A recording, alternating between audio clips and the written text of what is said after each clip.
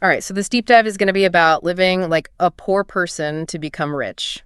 I know a lot of you are really into this whole wealth building thing, Yeah. and it can seem kind of backwards, you know? Yeah, a little counterintuitive for sure. Yeah, but I think there's a lot to unpack here, especially when you look at someone like Dave Ramsey. Went from bankruptcy to, basically being like a financial guru.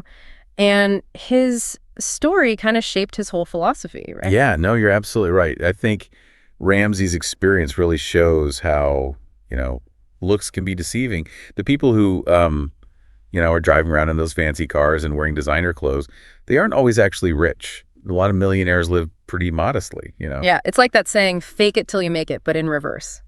And speaking of Ramsey, his whole live like no one else idea is a big part of this, right? For sure. Ramsey's whole thing is about building a strong financial foundation. It's not about showing off or keeping up with the Joneses. So it's about those choices you make today to, set yourself up for success later on. Absolutely. It's like maybe choosing to put money in your retirement account rather than going on a fancy vacation. Yeah. Thinking long term, even if it means maybe making a few sacrifices right now. Like in that source material we have, one of the examples is driving a used car, even if you could afford a new one. Oh, right. It might not be as flashy, but it saves you a ton of money in the long run. Yeah, for sure. It's about value, right? Not about those status symbols. And that kind of leads into this whole living below your means thing, which I think is a phrase people hear all the time, but don't always really get. Yeah, it's more than just spending less than you make. Yeah. It's about making a gap between your income and your spending. That's where you have the power to build wealth. So it's not just like cutting back on your coffee every now and then. It's about a whole system. Right? Yeah, exactly. Like building a house. Yeah. You need a strong foundation to support it, right? Right. And with your money, that foundation is good spending habits. Okay, I got that. But how do you actually change your habits, Like understanding the idea is one thing, but doing it is another. And one of the things Ramsey always talks about is visualizing your goals. Like really picture what financial freedom means to you. Maybe it's being debt-free, or maybe it's owning your dream home. Having that vision can help you make those tough decisions. It's like keeping your eye on the prize. Exactly. And on a more practical level, it starts with figuring out what you don't need to be spending money on. Like those subscription services you never use? Yes, exactly. Or maybe that daily latte that adds up more than you realize. Oh, for sure. Ask yourself, do you really need it or just want it? Like that saying, a little sacrifice now can mean big gains later. It's like working out. You push yourself now, but you get those results over time. It's like training for a marathon, right? Perfect analogy. Yeah. It's about having that long-term vision, knowing that even small choices you make now can add up to big changes later. So it sounds like this is about changing your mindset too, moving away from wanting everything right now, Yeah, absolutely. Especially with all the messages we see telling us to buy all the time. Yeah, it's everywhere. So we need to figure out what a rich life really means. Right. Does it mean having a ton of stuff, or does it mean having the freedom to do what you want? That's a good question. And, when it comes to breaking free from all that consumerism, there are some good tips in the source material about resisting those marketing tricks. Oh, yeah, for sure. Like those limited time offers or those ads that make you feel like you need something you don't. Like they're playing on your emotions. Exactly. Yeah. So it's about recognizing those tricks and not letting them control you. So instead of buying more stuff, we should be happy about growing our savings. Yes, exactly. And that's where this idea of frugality comes in. Not as a bad thing, but as a way to achieve your goals. It's about being smart with your money, right? Like Ramsey talks about how some of the wealthiest people he knows are really frugal. They know how to get the most out of their money without sacrificing their lifestyle. Exactly. It's not about denying yourself everything. It's about being creative and resourceful. But does that all change when you start making more money? Do you still need to be as frugal? That's a great question. And the source material actually addresses that. Frugality works no matter how much you make. It's about sticking to those principles even when your income goes up. So even if you get a raise, don't just immediately start spending more. Right. Think about how that extra money can help you reach your goals faster. So it's about building assets, not liabilities. Exactly. Like a house. It can be an asset or a liability. Depends on how you manage it. So it's all about how you think about it, not can I afford this, but how will this affect my long-term goals? Exactly. The source material even suggests asking yourself those questions before you buy anything. Like, is this really necessary? It's like a filter for your spending. So Yeah. we've talked about changing your mindset, being frugal, making intentional choices. What I want to get into the specifics, Right. like how to actually do all this. Let's do it. It's one thing to talk about it, but it's another to put it into action. So let's get into the nuts and bolts of budgeting, saving, and investing. I'm ready to get into the nitty-gritty. Let's take a quick break, and then we'll dive into all that. Welcome back. So let's get into how to actually build wealth. And a good place to start is with budgeting. Ooh, budgeting. I feel like that's a word that makes people nervous. I know, right? But it doesn't have to be scary. Think of it like a roadmap. It helps you see where your money is going. Okay, I like that. A roadmap, not a restriction. Exactly.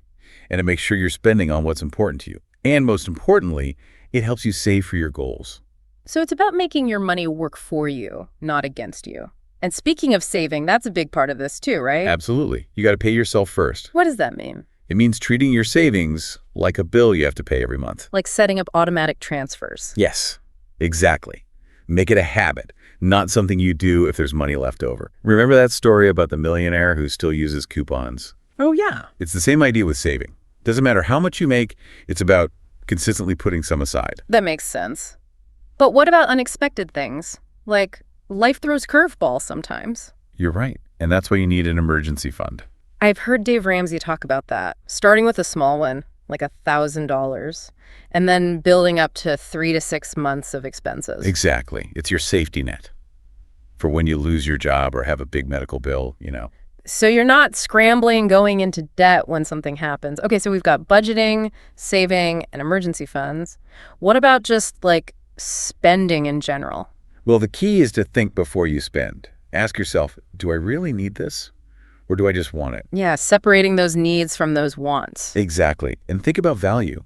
Sometimes it's better to spend a bit more on something that will last longer. Like a good pair of shoes that you won't have to replace every few months. Perfect example. And don't forget about negotiating. You can save a lot on things like bills just by asking. That's a good point. All this talk about being intentional with your spending reminds me of minimalism. Oh yeah, that's a great connection. Minimalism is all about simplifying your life, getting rid of the clutter, focusing on experiences rather than stuff. It's about quality, not quantity.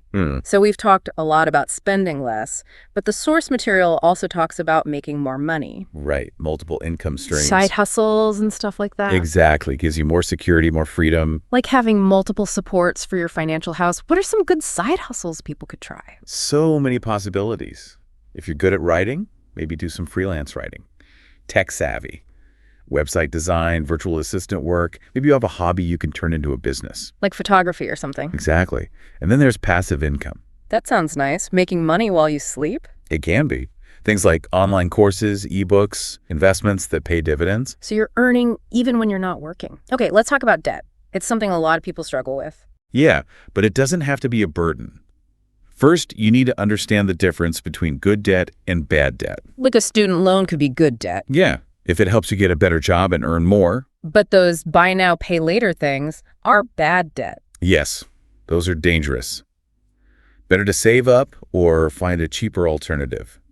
And even with good debt, you need a plan to pay it off. The source material talked about the snowball and avalanche methods. Right, with the snowball method, you focus on paying off your smallest debts first. So you get that feeling of accomplishment and keep going. Exactly. And the avalanche method focuses on the debts with the highest interest rates. So you save money on interest. Yes. You pick the method that works best for you. And what about credit scores? Those are important, right? Very important.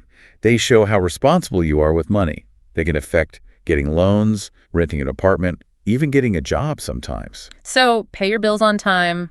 Don't use too much credit. Exactly. Good credit is crucial. All right, so we've covered budgeting, saving, spending wisely, and debt. Now let's talk about investing.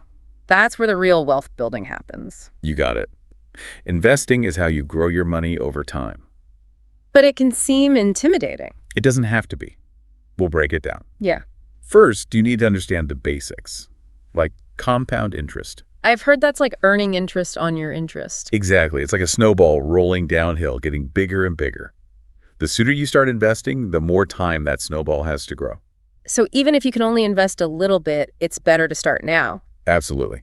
And a good way to start is with index funds. What are those? They're like baskets of stocks that track a certain part of the market. So instead of picking individual stocks, you're investing in a bunch of companies at once. Exactly. It's less risky. And they tend to do well over time. Okay, so index funds are a good starting point. But what about all those other things, like stocks and bonds? So stocks are pieces of ownership in a company. Bonds are like loans you make to a company or the government. And then there's real estate. Right, investing in property. Each one has its own risks and rewards. So it's important to diversify. Don't put all your eggs in one basket. Exactly. You want a mix of different investments. And as you learn more, you can adjust your strategy. It sounds like investing is a constant learning process. How do you keep up with everything? You're right. It's important to stay informed. Read books, listen to podcasts, take courses. You can even talk to a financial advisor. Like having a coach for your money. It's not just about the numbers and strategies. It's also about your mindset. That's so true. One of the hardest things is ignoring those societal pressures. Like feeling like you need to keep up with the Joneses. Exactly. Or with what you see on social media. But true wealth isn't about material things.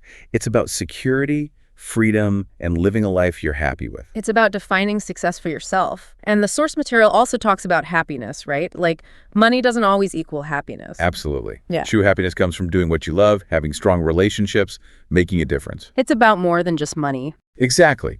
And part of that is giving back. Donating to charity, volunteering, things like that. Yes.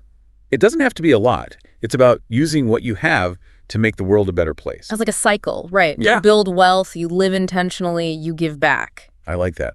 And remember, this is a marathon, not a sprint. There will be good times and bad times. But if you have the right mindset and the right strategies, you can achieve your goals. Exactly. Speaking of challenges, there are some things to watch out for, like those get-rich-quick schemes. Oh, yeah. Those are everywhere. If it sounds too good to be true, it probably is. Always do your research. And don't be afraid to get advice from a professional. Don't trust that random guy on the internet who says he can make you a millionaire. Right. And be careful of lifestyle inflation. What's that? It's when you start spending more Yeah. just because you're making more.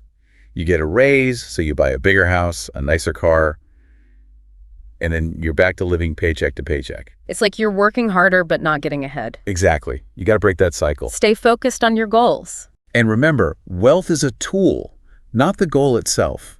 It's about using wealth to create the life you want. Exactly. A life with purpose and meaning. Focus on the things that truly matter. Relationships, experiences, personal growth. It sounds like true wealth is about so much more than just money.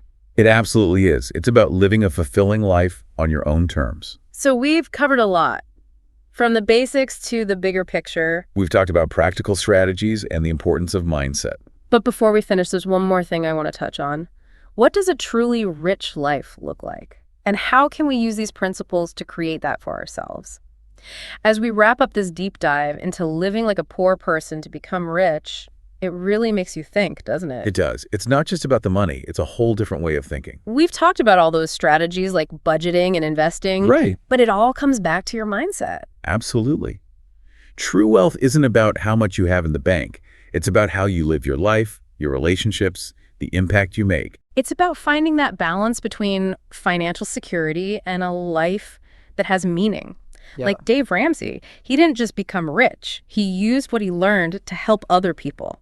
Yeah, that's a great example. When you're in control of your money, you have the freedom to focus on what's important. Your passions, the people you care about. I think a lot of people get caught up in thinking wealth is about a certain number. Yeah. Like how much money you have or how many things you own. It's easy to fall into that trap with all the pressure to keep up with everyone else. Especially with social media. Right. Everyone's always showing off their perfect life. But you can have all the money in the world and still be miserable. True. The source material actually talks about that. Money doesn't always equal happiness. It's about finding what truly fulfills you.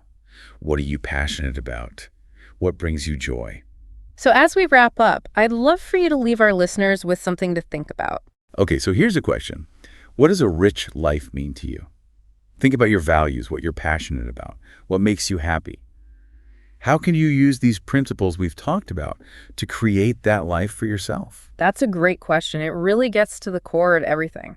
We've covered the tools and strategies, but the most important investment is in yourself. Your growth, your well-being, Thanks for joining us on this deep dive. We hope it's given you some things to think about and some ideas to try. Remember, building wealth is a journey. It's not a race. Start small, be consistent, don't be afraid to ask for help. And always keep learning. Things are always changing in the world of finance, so stay curious. We'll be back next time with another deep dive. Until then, keep learning, keep growing, and keep working towards creating a truly rich life.